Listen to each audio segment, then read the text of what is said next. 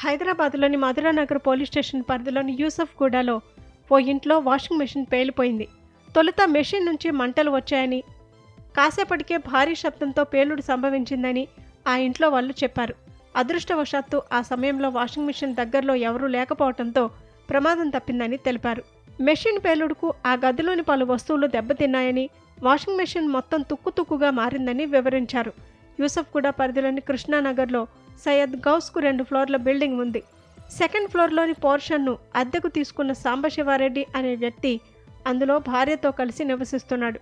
ఈ క్రమంలో ఉదయం బట్టలు ఉతికేందుకు వాషింగ్ మెషిన్ ఆన్ చేయగా అందులో నుంచి మంటలు వచ్చాయి. కాసేపటికే పొగతో పాటు పెద్ద శబ్దంతో వాషింగ్ మెషిన్ పేలిపోయింది. వాషింగ్ మెషిన్ ముక్కలైంది. స్థానికుల సమాచారంతో అక్కడికి చేరుకున్న అగ్నిమాపక సిబ్బంది మంటలు ఆర్పివేశారు. ఘటనా సమయంలో వాషింగ్ మెషిన్ దగ్గర ఎవరూ లేకపోవడంతో పెను ప్రమాదం తప్పింది. మార్నింగ్ రోజులానే వాషింగ్ మిషన్ ఆన్ చేసాం. ఆన్ చేసిన కాసేపటికే వాషింగ్ మిషన్ టప్మని సౌండ్ వచ్చి బ్లాస్ట్ అయింది.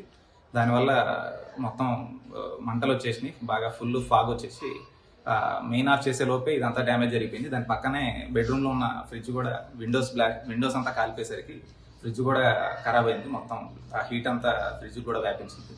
ఇట్లా జరిగేసరికి మొత్తం ఫైర్ డిపార్ట్మెంట్కి కాల్ చేసిన కాసేపటికి వచ్చేటప్పటికి అప్పటికే జరగాల్సిన నష్టం మొత్తం జరిగిపోయింది.